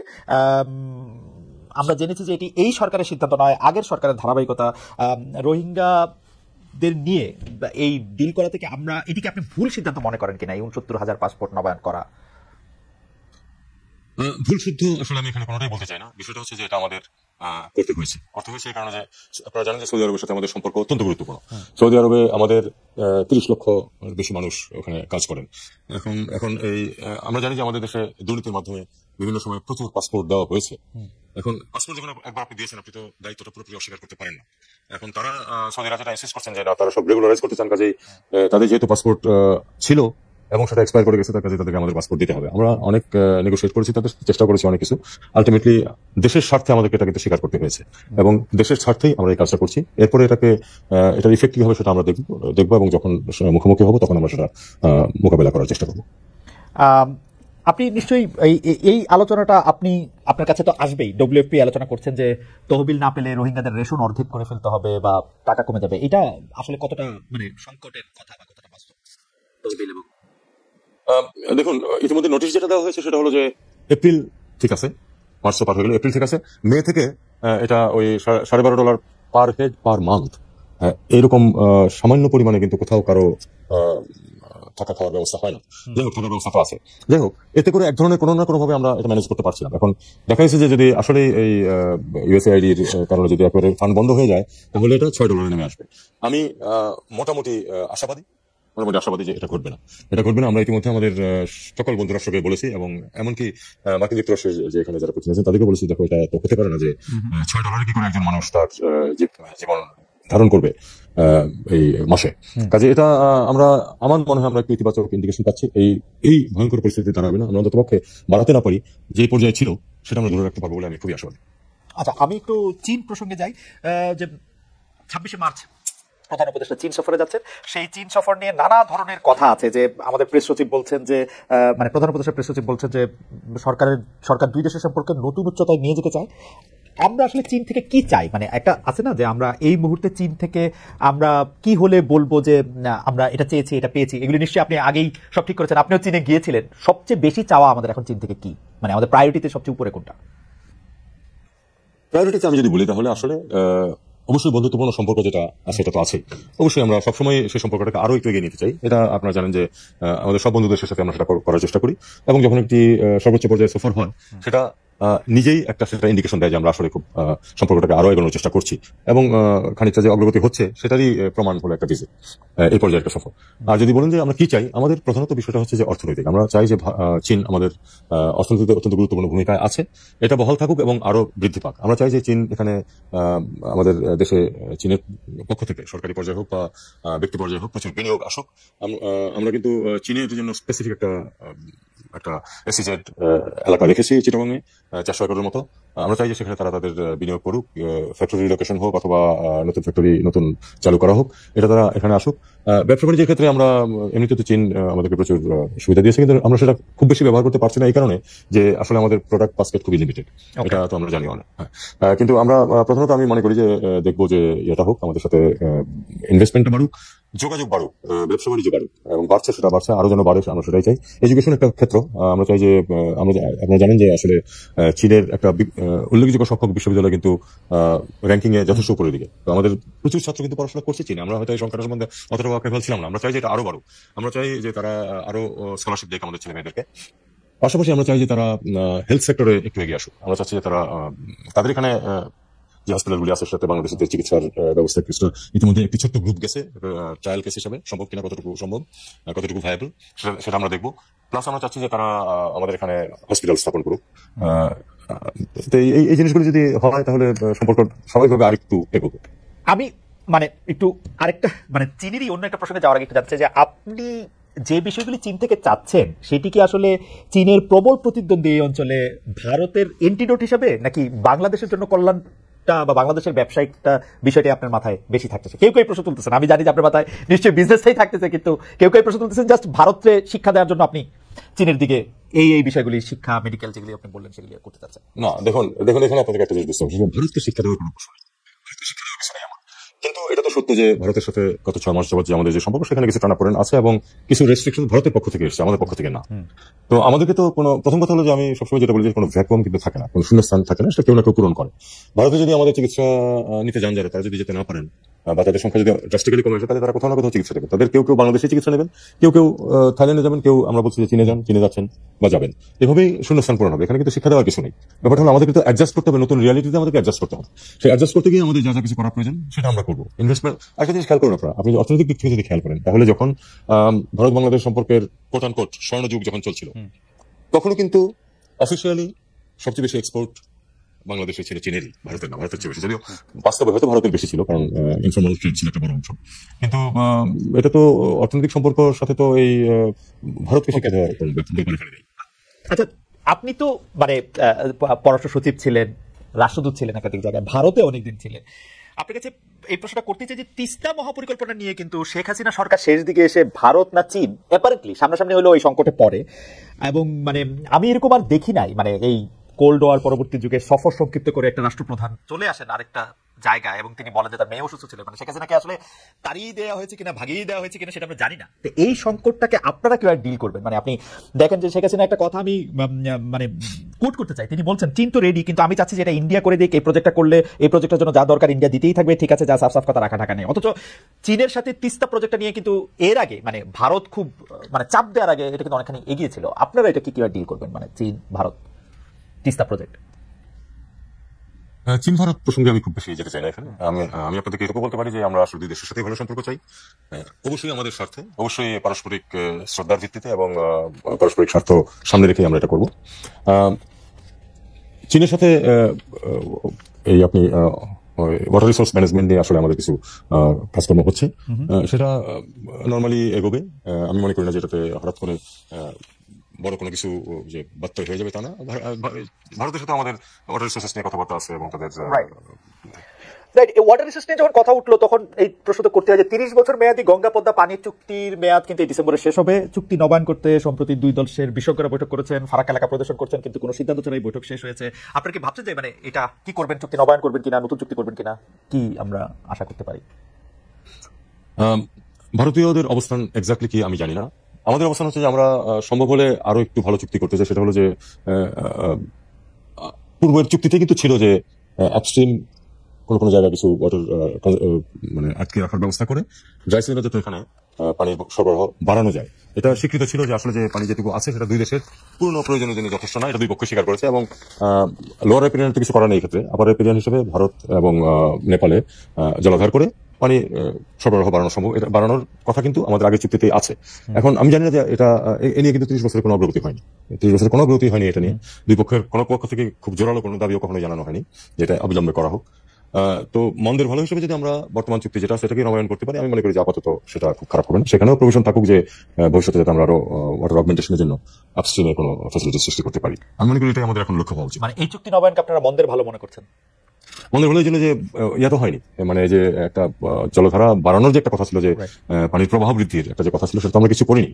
তো সেটা যদি আমরা এখন করতে পারি, নির্দিষ্ট যদি করে বলতে পারি যে হ্যাঁ আমরা অমুক অমুক জায়গায় করবো, কিন্তু সেটা অবশ্যই খুব আইডিয়াল হবে, কিন্তু সেটা হবে আমি এটা মনে করি না। কিন্তু অন্ততপক্ষে যে চুক্তিটা আছে এটা যদি নবায়ন হয় দীর্ঘ সময়ের জন্য, এবং তার মধ্যে যদি আবার একটা অন্তত প্রতিশ্রুতিটা পুনর্ব্যক্ত হয় যে না আমরা আবার সবচেয়ে চেষ্টা করবো, তাহলে আমি মনে করি সেটা খুবই ভালো। একটু শেখ হাসিনা প্রসঙ্গে আছে। সম্প্রতি বিবিসি বাংলাকে দেওয়া সাক্ষাৎকারে প্রধান উপদেষ্টা ডক্টর মোহাম্মদ ইউনূস বলেছেন ভারতের সঙ্গে সম্পর্ক ভালো আছে, কিন্তু ভারতের পররাষ্ট্র দপ্তর সহ বিভিন্ন সরকার মহল প্রতি সপ্তাহে এখনো মনে করিয়ে দিচ্ছে শেখ হাসিনা ভারতে তাদের অতিথি হিসেবে আছেন। দ্বিতীয়ত তারা বলছেন বাংলাদেশের নির্বাচিত সরকার এলে কেবলমাত্র সম্পর্কটা স্বাভাবিক হবে। আবার একটু বলি, কেউ কেউ বলছেন শেখ হাসিনা আসলে নয়াদিল্লি নাই, তিনি অন্য কোথাও আছেন। এই বিষয়টাকে আসলে পররাষ্ট্র মন্ত্রণালয় বা আপনি আসলে এটাকে কিভাবে দেখছেন? মানে ভারতের সাথে আমাদের একটা স্বাভাবিক সম্পর্ক থাকবে, কিন্তু আমাদের একজন পলাতক প্রধানমন্ত্রী যিনি বিভিন্ন ধরনের অপরাধ করে দেশ থেকে পালিয়ে গেছেন, তাকে আবার তারা আশ্রয় দিবেন, অতিথি হিসেবে রাখবেন, বিষয়টা আসলে কিভাবে আপনি ডিল করেন? দেখুন, এটা একটি ইরিটেন্ট বলেই আমি মনে করি। এটা একটা ইরিটেন্ট, এবং এটা এই ইরিটেন্ট রিমুভ হলে আমরা খুশি হব। তবে এটার কারণে আমরা ভারতের সাথে সম্পর্ক ভালো করবো না এমন কোনো তো আমাদের ভূমিকা নেই। আমরা ভারতের সাথে ভালো সম্পর্ক চাই, তারপরেও এটা একটি ইরিটেন্ট, এই ইরিটেন্টটা রিমুভ যদি ভারত করে তাহলে সেটা একটা পজিটিভ ইম্প্যাক্ট রাখবে আমাদের সম্পর্কের ক্ষেত্রে। তবে একটা জিনিস যেটা আসলে গ্রহণযোগ্য না, সেটা আমরা তো বলেছিও, সেটা হলো যে অভ্যন্তরীণ ব্যাপারে কোনো হস্তক্ষেপ আমরা পছন্দ করি না, আমরা পছন্দ করি না এবং গ্রহণ করি না। আমাদের এখানে ওই সরকারের সাথে ভারত সরকারের সম্পর্ক থাকবে। সরকারের ধরন কি অথবা কবে কি পরিবর্তন হবে সেটা ভারতের বিষয় না, সেটা আমাদের জনগণের বিষয়, এবং জনগণ সিদ্ধান্ত নেবে। সেই সিদ্ধান্ত গ্রহণ প্রক্রিয়াতে আছে জনগণ। সেটা নিয়ে ভারতের কোনো কমেন্ট, সেটা প্রধানই হোক আর তাদের যে আপনার স্পোক্সপারসনই হোক, আমি মনে করি এ ব্যাপারে কোনো কিছু বক্তব্য দেওয়ার প্রয়োজন আছে। ইতিহাসের খাতিরে একটা প্রশ্ন করি মাননীয় পররাষ্ট্র উপদেষ্টা, যখন শেখ হাসিনা 5 আগস্ট হেলিকপ্টারে করে, সামরিক হেলিকপ্টারে করে বা সামরিক বাহনে করে তাকে ভারতে নিয়ে যাওয়া হলো, সেই সময় আসলে ভারত কূটনীতির বা ডিপ্লোমেসির কোন প্রোটোকলটা ব্যবহার করেছিল, যে একজন সরকার প্রধান আসছেন এখানে সফর করতে, না কি? মানে তাদের তো এগুলি তো সবগুলি রেকর্ড থাকে, মানে ইতিহাসের খাতিরে একটু জানতে ইচ্ছা করে যে এই রেকর্ডটা আসলে কি। আমরা দেখেছি বিভিন্ন পত্রপত্রিকায় নানাভাবে নানা কিছু বলেছে। আপনি আসলে এই বিষয়টা সম্পর্কে আপনার কাউন্টারপার্টের সঙ্গে যখন আপনার কথা হয়েছে বা আপনার কাগজপত্রের মধ্যে আসলে জিনিসটা কি হিসেবে থাকবে? দেখুন, আমি ইতিহাসের ছাত্র, লেখাপড়া করেছি এই বিষয়ে ঢাকা বিশ্ববিদ্যালয়ে। ইতিহাস এত তাড়াতাড়ি লেখা হয় না। অনেকে মনে করেন যে ইনস্ট্যান্টলি এই ঘটনাটা যদি ঠিক মতো রেকর্ডেড না হয় তাহলে বোধহয় হারিয়ে যাবে। আসলে হারিয়ে যায় না কোনো কিছুই। 100 বছর পরে, 50 বছর পরে কিন্তু প্রকৃত সত্যটা কিন্তু তখন বেরিয়ে আসে। কারণ যখন ঘটনা ঘটে সেখানে দুই পক্ষ থাকে, তাদের সেন্টিমেন্ট, তাদের ইমোশন খুব বেশি কাজ করে। কিন্তু এটা যখন 50 বছর পরে, 100 বছর পরে লেখা হবে, বিভিন্ন সূত্র থাকবে, আজকে পত্রিকাতে যেগুলো খবর বেরোচ্ছে সেগুলি সূত্র হিসেবে থেকে যাবে, এবং সেখান থেকে কিন্তু প্রকৃত সত্যটা তখন বেরিয়ে আসবে। আমার মনে হয় আমি এই থিওরিটিক্যাল উত্তরটা দিয়ে এখানে শেষ করি। এটা নিয়ে এখনই এটা নিয়ে বিচলিত হওয়ার কিছু নেই। আচ্ছা, পাকিস্তানের সাথে বাণিজ্যিক সম্পর্কের প্রসঙ্গে আসি। যে পাকিস্তানের সাথে বাণিজ্যিক সম্পর্ক বাংলাদেশ বৃদ্ধি করছে, জাহাজে পণ্য আসছে, ফ্লাইট চালু হয়েছে, শিক্ষা সংস্কৃতি বিনিময়ের উদ্যোগ দেখা যাচ্ছে। নিক্কেই এশিয়া বলছে যে বাংলাদেশ পাকিস্তান ঘনিষ্ঠতায় কৌশলগত চাপে পড়েছে হচ্ছে ভারত। এটা কি আসলে বাস্তবতা? মানে আমি জানতে চাইছি যে আসলে কৌশলগত চাপে পড়েছে কিনা, এবং সেইটা আপনাদের উদ্দেশ্য ছিল কিনা যে ভারতকে একটু কৌশলগত চাপে রাখা। কারণ আমরা গত 15 বছর ধরে শুনেছিলাম যে ভারতকে যা দিয়েছি তারা চিরকাল মনে রাখবে, আমাদের প্রধানমন্ত্রী বলেছেন। সুতরাং একটু চাপে রাখা দরকারও কিনা? আমি এটাকে চাপের কোনো কিছু দেখি না। আমি দেখি এটাকে এভাবে যে আসলে আসলে গত 10-15 বছর যেটা করা হয়েছে সেটা হলো যে পাকিস্তানের সাথে ডেলিভারেটলি যে ভালো সম্পর্ক রাখবো না, এরকম একটা অ্যাটিটিউড ছিল, যেটা আমি মনে করি যে সঠিক না। আমাদের সব দেশের সাথে ভালো সম্পর্ক রাখার চেষ্টা করা উচিত। বিশেষ করে পাকিস্তান তো এই উপমহাদেশের একটা দেশ, সার্কের মেম্বার। সার্ক যদিও এখন মোটামুটি প্রায় ডিপ ফ্রিজেই আছে, তারপরেও আমরা যেটা সিদ্ধান্ত নিচ্ছি এবং বাস্তবায়ন করছি সেটা হলো যে স্বাভাবিক সম্পর্ক, একটা যে কোনো একটা দেশের সাথে যেরকম সম্পর্ক থাকে পাকিস্তানের সাথে আমরা সেরকম সম্পর্ক চাই। আমাদের যদি বাণিজ্যিক সম্পর্ক স্থাপনের সুযোগ থাকে, বাণিজ্য তো সরকার করে না, বাণিজ্য করে ব্যক্তি। তাদেরকে বাধা না দিলে যদি তারা দেখা যায় যে তারা পাকিস্তান থেকে ব্যবসা বাণিজ্য করার সুবিধা করতে পারছে, কোনো জিনিস যেটা আমাদের এখন শর্টেজ আছে সেটা যদি পাকিস্তান থেকে আসে, তাতে আমাদের অর্থনীতি যদি উপকার হয়, সেটাতে বাধা দেওয়ার আমি কোনো কারণ দেখি না। এই কারণেই আমি মনে করি যে বাণিজ্যিক সম্পর্ক যতটুকু ম্যাক্সিমাম সম্ভব সেটাই করা উচিত। কারণ বাণিজ্যিক সম্পর্ক উভয় দেশের জন্য এবং উভয় অর্থনীতির জন্য উপকারী হয়। যেটা উপকারী হবে না সেটা তো কেউ কিনতে যাবে না। কেউ তো আপনি মনে করুন যে একটা সামগ্রী যেটা ভারতে বা পাকিস্তানে পাওয়া যায় সেটা তো আমরা ইউরোপ থেকে কিনতে যাবো না 3 গুণ দাম দিয়ে। কাজে অর্থনীতির স্বার্থে এই একটা মুক্তবাজার অর্থনীতি যেহেতু আছে, কাজে আমাদেরকে সবসময় চেষ্টা করতে হবে যে ব্যবসায়ীরা যেন সেই সুযোগটা নিতে পারে। ভারত বা পাকিস্তান থেকে পণ্য আনার ক্ষেত্রে কি বাধা ছিল? আমরা কিন্তু পাকিস্তানের প্রচুর পণ্য, বিশেষ করে কাপড়ের সাথে রিলেটেড যেসব পণ্য, কাপড়, সুতা, সেগুলি দেখেছি। এটা কি এখন অনেক বেশি বেড়েছে? আর আরেকটা ব্যাপার হচ্ছে যে আমরা তো সাবেক প্রধানমন্ত্রীকে ধাম করে ইমরান খানকে ফোন করেও ফেলতে দেখেছি, মানে যোগাযোগ শুরু করতে। মানে এইটার থেকে কি আলাদা কিছু আপনারা করছেন, মানে বাণিজ্য বা কূটনীতির ক্ষেত্রে? না, খুব আলাদা কিছু না। দুটো সমস্যা ছিল পাকিস্তানের সাথে বাণিজ্যিক সম্পর্কের ক্ষেত্রে। একটা হলো যে ভিসা ছিল প্রায় অসম্ভব। আমি যে বোর্ডিং স্কুলে পড়ে এসেছি, রাজশাহী ক্যাডেট কলেজ, সেটার রিইউনিয়নে আসতে চেয়েছিলেন আমাদের মতো বয়স্ক 2 জন মানুষ পাকিস্তান থেকে, কিন্তু ভিসা পাননি বলে আসতে পারেননি। এখন এটা তো একটা স্বাভাবিক সুস্থ পরিবেশ না। 70 বছর বয়সের একজন মানুষ তার বোনকে দেখতে আসবে ঢাকায়, তার ভিসা অ্যাপ্লিকেশন ফরেন মিনিস্ট্রিতে প্রথমে আসতো, তারপরে হোম মিনিস্ট্রি এজেন্সিকে পাঠাতো, তারা ক্লিয়ার করার পরে 3 মাস পরে তাকে ভিসা দেওয়া হতো।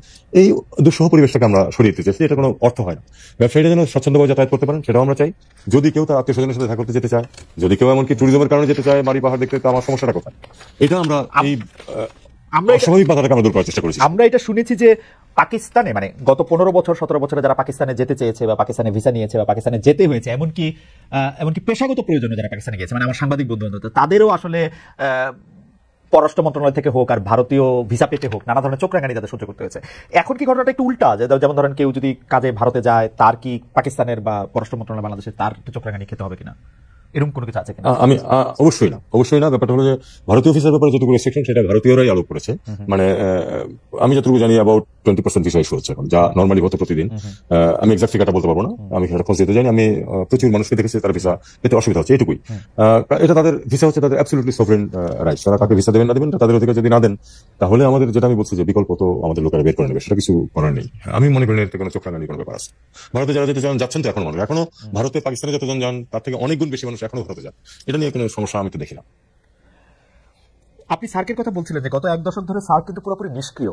প্রধানত ভারতের কারণেই সার্ক নিষ্ক্রিয় হয়ে আছে বলে অনেকে বলছেন, এবং বাংলাদেশ যেহেতু ভারতের এইসব বিষয়ে পুরোপুরি সহযোগী ছিল, সেই জন্য সেটা নিয়ে কিছু হয়নি। কিন্তু ডক্টর ইউনূস ক্ষমতায় বা সরকারের দায়িত্ব নেওয়ার সঙ্গে সঙ্গে সার্ক নিয়ে আগ্রহ দেখিয়েছেন। এক্ষেত্রে আসলে অগ্রগতিটা কি? শেখ হাসিনার আগ্রহ সার্কের চেয়ে বেশি বিমস্টেক করার জন্য ছিল, বাংলাদেশ, ভারত, শ্রীলঙ্কা, নেপাল, ভুটান, যেটা আসলে সার্ক এবং বিমস্টেক দুটো প্রতিষ্ঠানের নিজস্ব প্রয়োজন আছে। একটি আরেকটি বিকল্প নয়, এটা আসলে বরং একটা আরেকটিকে কমপ্লিমেন্ট করতে পারে। আমরা এটাকে সেভাবেই দেখি। সার্ক যে কোনো কারণে পাকিস্তান ভারত যে দ্বৈরথ চলছে মানে বহুদিন যাবৎ, সেই কারণেই আসলে ক্ষতিগ্রস্ত হয়েছে, কারণ ভারত পাকিস্তানে কোনো সামিট করতে যেতে রাজি হয়নি। এভাবেই সার্ক মরিবান্ড হয়ে গেছে এবং গত 10 বছর যাবৎ এতে কোনো অগ্রগতি নেই। এই মুহূর্তে কোনো অগ্রগতি নেই, আমি শুধু আপনাদেরকে এটুকু বলতে পারি, আসলে কোনো অগ্রগতি হয়নি। আচ্ছা, অনেকেই বলে থাকে মানে ভূরাজনীতি বা মানে কি মানে এই যে বিশ্ব রাজনীতিতে আসলে মার্কিন যুক্তরাষ্ট্র মানেই হচ্ছে সাউথ এশিয়াতে ভারত, বা আমাদের দক্ষিণ এশিয়াতে মানে হচ্ছে ভারত। এখন এইটা কি আসলে বাস্তবতা? মানে ইন্ডিয়া কি এই অঞ্চলের একটা ছোট আমেরিকা? মানে আপনি যদি আমেরিকার সাথে সম্পর্ক ভালো করতে চান, তাহলে কি এটা আসলে ইন্ডিয়ার মাধ্যমেই করতে হবে? ইন্ডিয়াকে সাথে নিয়েই করতে হবে? ইন্ডিয়ার কি বলে জানি, এটা ইন্ডিয়ার সুদৃষ্টি নিয়েই করতে হবে, নাকি ব্যাপারটা আসলে কেমন? মানে আপনি কি মনে করেন? আমি এটা পুরোপুরি মনে করি না, পুরোপুরি এরকম মনে করি না। আমি ভারত একটি অত্যন্ত গুরুত্বপূর্ণ দেশ, অনেক বড় দেশ, অনেক শক্তিশালী দেশ, এবং যেহেতু বৈশ্বিক যেই আপনার জিওপলিটিক্যাল যেসব ইকুয়েশন আছে তার মধ্যে ভারত একটা গুরুত্বপূর্ণ ভূমিকা পালন করে, এবং যেহেতু চীন যুক্তরাষ্ট্র একটি বৈরী সম্পর্ক আছে এক ধরনের, কতটুকু বৈরী সেটা আমরা আর ক্লিয়ার হবো হয়তো আরো পরে, কিন্তু একটা অন্তত পক্ষে প্রতিযোগিতামূলক সম্পর্ক যেহেতু আছে, সেখানে যেহেতু ভারতের সাথে চীনের সম্পর্কের কিছু সংঘাত আছে, কাজে সেই হিসাবে ভারতকে মার্কিন যুক্তরাষ্ট্র গুরুত্ব দেয় এবং দেওয়াটা খুবই স্বাভাবিক। এই অঞ্চলের বিশাল শক্তি ভারতকে যেটাকে গুরুত্ব দেয়, কিন্তু তার মানে এই না যে আমাদেরকে আলাদাভাবে আমরা মার্কিন যুক্তরাষ্ট্রের সাথে সম্পর্ক ডেভেলপ করতে পারবো না। আমি মনে করি যে সেটা আমাদের পক্ষে খুবই সম্ভব। আমাদের একটা উল্লেখযোগ্য ডায়াসপোরা আছে মার্কিন যুক্তরাষ্ট্রে, আমাদের সবচেয়ে বড় বাজার এবং সবচেয়ে আপনার রেমিটেন্সের একটা অন্যতম বৃহৎ উৎস হচ্ছে যুক্তরাষ্ট্র। কাজে আমাদের তো সম্পর্ক তাদের সাথে ভালোই আছে বলে আমি মনে করি, এবং এই সম্পর্ক আরো যাতে ভালো হয় সে আমরা চেষ্টা চালিয়ে যাবো। মার্কিন যুক্তরাষ্ট্রের সাথে সম্পর্ক, ভারতের সাথে সম্পর্ক, চীনের সাথে সম্পর্ক, তিনটাই আমরা আলাদাভাবে ভালো রাখার সর্বোচ্চ চেষ্টা করবো। আমি সর্বশেষ প্রসঙ্গে আসতে চাই, এরপরে অবশ্য একটা ছোট্ট একটা সম্পর্ক প্রসঙ্গ, কিন্তু সর্বশেষ প্রসঙ্গ হচ্ছে প্যালেস্টাইন। আমরা দেখেছি যে প্যালেস্টাইনে বিশেষ করে গাজা উপত্যকায় এখন যা হচ্ছে, মানে আপনি জানেন যে এটা আসলে বড় করে ব্যাখ্যা করা দরকার, সবচেয়ে বেশি একটা মানবিক ক্রাইসিস সেখানের মধ্যে দিয়ে তারা এটা যাচ্ছে। কিন্তু আমরা দেখতে পাচ্ছি যে মধ্যপ্রাচ্য বা অন্য যে ইসলামী বা মুসলিমদের যে জোট আছে তারা আসলে, আরবদের যে জোট আছে তারা আসলে খুব কড়া করে শক্ত করে আসলে ওনাদের পাশে দাঁড়াতে পারছে না গাজার এখানে, আরব লীগ, ওআইসি বা মধ্যপ্রাচ্যের আরো বড় বড় দেশগুলি যেগুলি সেগুলি। বাংলাদেশ এক্ষেত্রে আসলে কি করতে পারে বা কি ভূমিকা দিচ্ছে? আমরা দেখছি যে বাংলাদেশ আসলে পররাষ্ট্র মন্ত্রণালয় থেকে তার পত্র দিচ্ছে, প্রতিবাদ পত্র দিচ্ছে, ভাষ্য দিচ্ছে, কিন্তু এর চেয়ে বেশি কোনো কিছু করার কথা কি আসলে চিন্তা করছে বা কোনো কিছু করা কি আসলে সম্ভব কিনা? আমি মনে করি না যে আমাদের পক্ষে ব্যাপারে খুব বড় কোনো ভূমিকা পালন করা সম্ভব। আমরা অবশ্যই ইসরায়েলি যে অ্যাট্রোসিটি সেটার প্রবল নিন্দা করি, কিন্তু আমাদের পক্ষে এর চেয়ে বেশি তেমন কিছু করা সম্ভব না। কোনো ভোটিং যদি হয়, কোনো বডিতে, সেখানে আমরা অবশ্যই ফিলিস্তিনের পক্ষে ভোট দিই, ফিলিস্তিনের প্রতি আমাদের আপামর জনসাধারণের সমর্থন আছে, কিন্তু এর চেয়ে বেশি কিছু ন্যাচারাল তেমন কিছু করা আমাদের সাধ্যাতীত। আমরা শুধু এটুকু, কিছুদিন আগে যে একটা মিটিং হয়েছিল ফরেন মিনিস্টারদের জেদ্দায়, ইমার্জেন্সি মিটিং একদিনের জন্য হয়েছিল, সেখানে কিন্তু আমরা এটুকু প্লেস করেছি যে গাজার রিকনস্ট্রাকশনের প্রশ্ন তখন ছিল, সর্বশেষ স্টেট অফ ভায়োলেন্স যেটা গত 2 দিন শুরু হয়েছে, তখন কিন্তু আশঙ্কা করে নাই অনেকেই, মনে করা হচ্ছিল যে একটা সিচুয়েশন দাঁড়াবে যখন রিকনস্ট্রাকশন সম্ভব। আমরা সেখানে বলেছি যে রিকনস্ট্রাকশনে আমরা আমাদের পক্ষ থেকে যেটুকু পার্টিসিপেট করা সম্ভব আমরা সেটা করবো, এটুকু আমরা করেছিলাম। আমার মনে হয় আমাদের পক্ষে এটুকুই করা সম্ভব। অবশ্যই আরব ভূমি যেটা আছে, তাদের আরব বিশ্বে যে দেশগুলি আছে, শক্তিশালী দেশগুলি, তাদেরই মুখ্য ভূমিকা পালন করতে হবে। তারা যেটুকু পারেন সেটা তাদের সাধ্য অনুযায়ী তারা করবেন, আমরা আমাদের সমর্থন ব্যক্ত করে যাব। শেষ প্রশ্ন, এই সরকার আসার পর বাংলাদেশের গুরুত্বপূর্ণ মিশনগুলিতে যারা দায়িত্ব পেয়েছেন বা বাংলাদেশের কারণে যারা বাংলাদেশকে রিপ্রেজেন্ট করতে যারা পৃথিবীর বিভিন্ন দেশে যারা গিয়েছেন, তাদেরকে কি শুধু মানে আপনাদের সরকারের তো একটা রাজনীতি আছে, সেই রাজনৈতিক বিবেচনায় নিয়োগ দেওয়া হয়েছে, বা বেশিরভাগকে কি সেই রাজনৈতিক বিবেচনায় নিয়োগ দেওয়া হয়েছে, আপনার পছন্দে নিয়োগ দেওয়া হয়েছে, বা ডক্টর ইউনূসের পছন্দে নিয়োগ দেওয়া হয়েছে? মানে এটা কি করা হয়েছে? কারণ পররাষ্ট্র মন্ত্রণালয়ের মধ্যে অনেকে বলছেন যে ঠিক যে নর্মস বা যে ধারাবাহিকতা পররাষ্ট্র মানে ক্যাডারের যে বৈশিষ্ট্য, সেটা অনেক ক্ষেত্রেই মানা হয় নাই। আপনি ব্যাপারটা আপনি এটা শুনেছেন কিনা, শুনলে এটাকে আসলে কি বলবেন? এটা আমার একই কথা বলি যে যখনই কোনো বড় পদে নিয়োগ দেওয়া হয় তার অনেক বিরোধী থাকে, কারণ আরো অন্য অনেকে হয়তো সেই পদে নিয়োগ পেতে আগ্রহী ছিল। একটা জিনিস খেয়াল করতে হবে যে গুরুত্বপূর্ণ যে মিশনগুলো, সেগুলিতে কিন্তু অত্যন্ত জ্যেষ্ঠ কর্মকর্তারাই পদায়িত ছিলেন। তাদের একটা বড় অংশ কিন্তু রিটায়ার করে গেছেন। তাদের কাউকে রিটায়ারমেন্টের 1-2 মাস আগে আমাদেরকে ছুটি দিয়ে দিতে হয়েছে, যেহেতু মনে করা হয়েছে তাদের সরে যাওয়া প্রয়োজন। বাকিরা রিটায়ার করেছেন। 2-3 জন ছিলেন যারা গুরুত্বপূর্ণ পদে ছিলেন, কিন্তু তাদের কন্ট্রাক্টে নিযুক্ত ছিলেন, তাদের কন্ট্রাক্ট বাতিল করা হয়েছে। অর্থাৎ সবচেয়ে গুরুত্বপূর্ণ বড় মিশন যেগুলি আছে, সেগুলি সবগুলি থেকেই কিন্তু যারা ছিলেন তাদেরকে চলে যেতে হয়েছে প্রধানত রিটায়ারমেন্টে অথবা কন্ট্রাক্ট ক্যান্সেলের মাধ্যমে। আমরা কিন্তু কাউকে কন্ট্রাক্ট দিচ্ছি না। মানে আমি বলছি পররাষ্ট্র মন্ত্রণালয় ক্যাডারে যে কর্মকর্তা তাদেরকে কিন্তু যে তাদের কাজ কন্টিনিউ করার জন্য কন্ট্রাক্ট দেওয়ার কিন্তু আমরা করছি না। আমাদের চেষ্টা কর্মকর্তা বেশ কয়েকজন রিটায়ার করে গেছে, বেশ কয়েকজন, এর মধ্যে গত 6 মাসের মধ্যে রিটায়ার করেছেন। কাউকে আমরা কিন্তু চুক্তিতে রাষ্ট্র হিসেবে নিয়োগ দিইনি। আপনি খেয়াল করে দেখবেন যে যারা নিযুক্ত হয়েছেন তারা প্রায় সবাই, আমি দু একজন এক্সেপশন আছে, প্রায় সবাই কিন্তু তালিকার সর্বজ্যেষ্ঠ কর্মকর্তা। সিনিয়র মোস্ট দুটো ব্যাচ থেকেই তাদেরকে দেওয়া হয়েছে এবং তাদের যোগ্যতার ভিত্তিতেই দেওয়া হয়েছে, কোনো রাজনৈতিক বিবেচনা এখানে নেওয়া হয়নি। অবশ্যই দুই একজন থাকতে পারেন যারা হয়তো স্পষ্টভাবে খুব বেশি বাড়াবাড়ি রকম পক্ষপাত করেছিলেন পূর্ববর্তী সরকারের, তাদেরকে আমরা বিবেচনায় নেই। এছাড়া কিন্তু সবাই অত্যন্ত সিনিয়র কর্মকর্তাদেরকে আমরা এই পদগুলিতে নিয়োগ দিয়েছি। সচিব অথবা সচিব হবেন, সচিব হয়েছেন এরকম পর্যায়ের কর্মকর্তাদেরকে নিয়োগ দিয়েছি এবং 5-6টা যে মিশন আছে তাদের প্রায় সবগুলো, মানে সবচেয়ে গুরুত্বপূর্ণ যেগুলিকে মনে করা হয়, আসলে আরো অনেক মিশন আছে যেগুলি খুবই গুরুত্বপূর্ণ, সেখানে কিন্তু আমরা যে নিয়োগগুলি দিয়েছি এগুলি তাদের শেষ পোস্টিং। তার মানে তারা 2-3-4 বছর চাকরি আছে তাদের, তারা তাদের 28 থেকে 30 বছর চাকরি জীবন পার করেছেন। এরকম লোকদেরকে যোগ্যতার ভিত্তিতেই নিয়োগগুলো দেওয়া হয়েছে। বড় বড় ইনফ্লুয়েন্সারদের মধ্যে অনেকে বলছেন যে আপনি আপনাকে দেখুন এখানে একটু বিষয় আছে, সেটা হলো যে এই পদগুলিতে কারা যাবেন বা রাষ্ট্রদূত হিসেবে কারা নিযুক্ত হবেন, সেখানে অবশ্যই যিনি উপদেষ্টা অথবা মন্ত্রী, যখন নর্মাল সরকার থেকে মন্ত্রী থাকেন, তার অবশ্যই একটা গুরুত্বপূর্ণ ভূমিকা থাকে। এখানে আমার একটু সুবিধা অথবা অসুবিধা ছিল যেটা, আমি যেহেতু 33 বছর এখানে চাকরি করেছি এবং যারা এখানে এখন রাষ্ট্রদূত পদে নিযুক্ত আছেন তারা প্রায় সবাই সরাসরি আমার অধীনে গুরুত্বপূর্ণ পদে চাকরি করেছে, মাঝারি পদে ডাইরেক্টর থেকে ডিজি লেভেলে চাকরি করেছেন। আমি তাদেরকে জানি যে কারা কোন কাজটি পারবেন, সেটাও কিন্তু বিবেচনায় নেওয়া হয়েছে।